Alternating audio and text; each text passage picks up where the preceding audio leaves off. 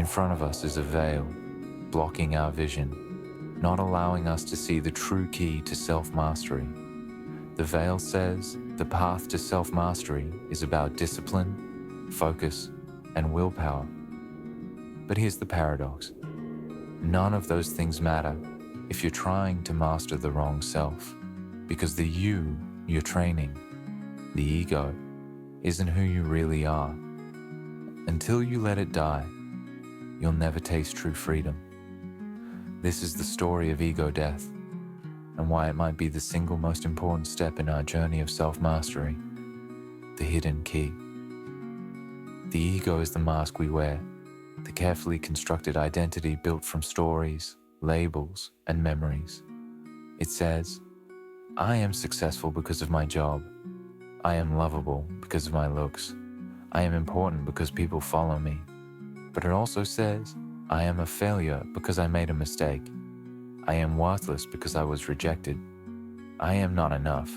The ego feeds on comparison. It survives by clinging to external validation. And yet the ego isn't inherently bad. It's a survival tool. It helps us navigate the social world. The problem is when we mistake the ego for our true self, when the mask becomes the prison. Philosophers and mystics across cultures recognize this trap. Buddha taught anatta, the doctrine of no self, the idea that clinging to a permanent identity is the root of suffering. The Stoics urged detachment from praise and blame. Epictetus reminded his students, if someone reviles you, remember, it is your opinion that you are harmed. The ego hates this truth. Hindu philosophy spoke of the Atman, the eternal self beyond the ego. Practices like Ishvara Pranidhana, surrendering the ego to a higher order, were designed to break its grip. In Christianity, Christ's words echo the same. Whoever wants to save their life will lose it, but whoever loses their life for me will find it. All point to one reality. The ego is a useful illusion, but when mistaken for truth, it becomes our greatest obstacle. Ego death is not annihilation, it's liberation. It's the moment when the story of me falls silent, when the constant mental chatter, the judgments, the comparisons, the endless self-concern vanishes.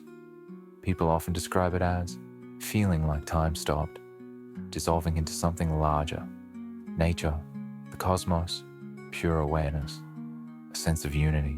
The boundary between self and world blurs. You don't disappear. You finally see clearly.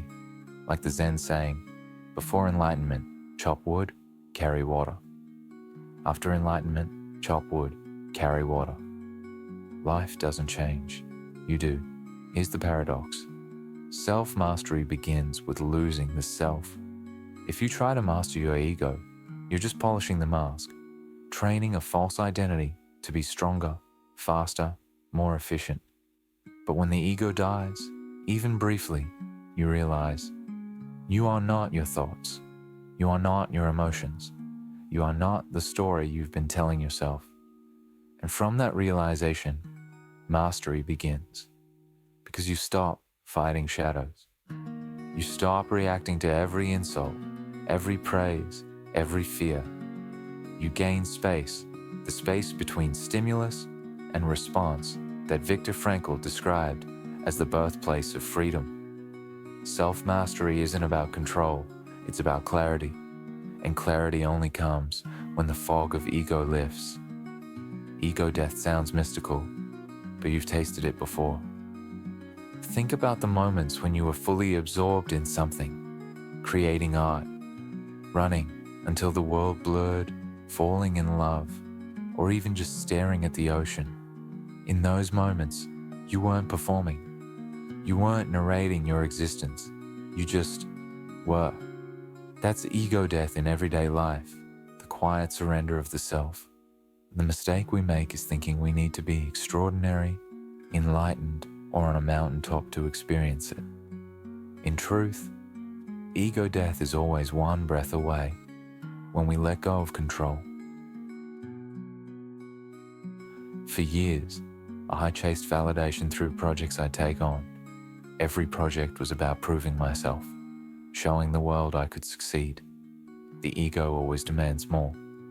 If you fail, it demands you feel shame, learn, and try again. If you succeed, it demands you level up and do it again. No matter the outcome, the ego is never fully satisfied.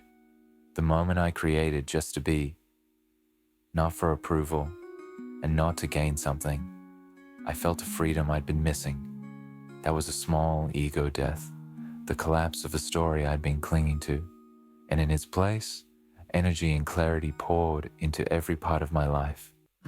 Ego death is not the end, it's the beginning. When the ego dies, you don't become less, you become more. You return to life lighter, freer, less afraid. Carl Jung said, "Until you make the unconscious conscious, it will direct your life and you will call it fate." Ego death is that moment of consciousness, the moment you stop being a puppet of your own illusions and finally take the reins of your existence. Self-mastery is not about domination, it's about surrender. It's not about building a stronger identity, it's about letting the false one fall away. Because when the ego dies, what remains is not emptiness, but presence, not weakness, but freedom. The question isn't whether you can experience ego death.